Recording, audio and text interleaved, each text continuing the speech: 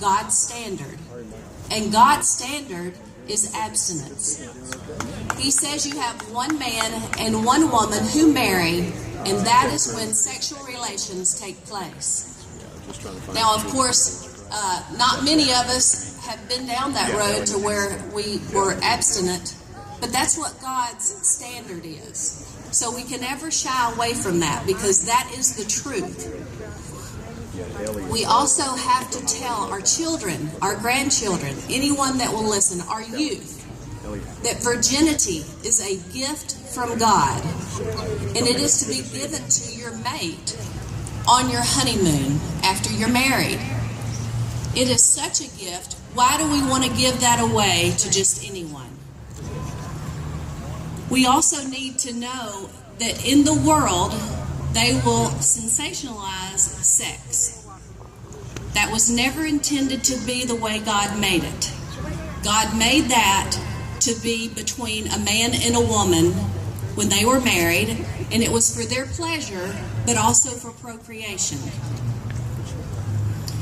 So if we have one man, one woman, and they do not have sexual relations until they are married, there is no disease and there is no unwed pregnancy. We also have to be pro-life. At 16 years old, I had an abortion. I am almost 50 years old. On Wednesday, I'll be 50. There has not been a day that goes by that I do not regret that decision.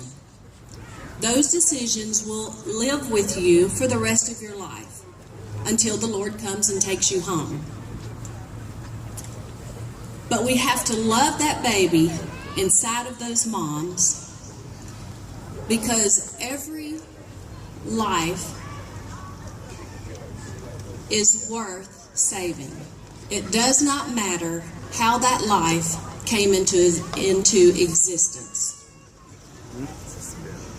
Life begins at conception. God is the one who gave that life, and God should be the only one who has the right to take that life.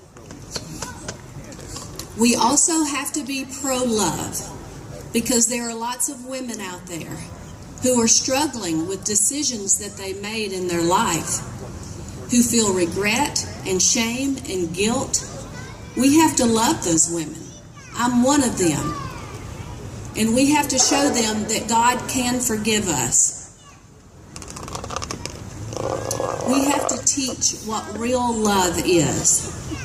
And that is forgiveness and grace and mercy. But we also have to be pro-God. We cannot shrink back from the truth.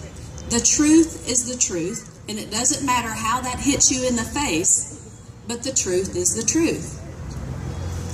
He set the standard for the one man and the one woman in marriage, but he also made a way for us whenever we mess up that standard, because a lot of us didn't wait.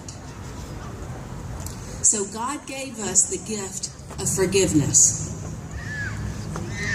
And with that forgiveness, he gives us the gift of eternal life. I will see my baby again. I will see my child in heaven. But what I did was I took away generations of people that could have blessed this world. That's on me. But Jesus Christ took my shame and he took my guilt, and I no longer have that.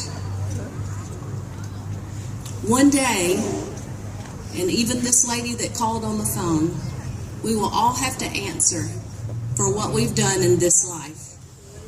And if we've taken a life, or if we have not stood up for a life, we have to answer to our God for that. Doesn't matter if you believe in him or not, you're still going to meet him one day. So we have to answer for that. We can make mistakes, but we have to come back and we have to correct those mistakes, and we have to speak out. And I will for the rest of my life until the Lord takes me home, or until he mutes me. I will stand up for the unborn child. And I want to see a time whenever abortion is no longer legal, even at 1 week, even at 2 days. I want all abortion stopped.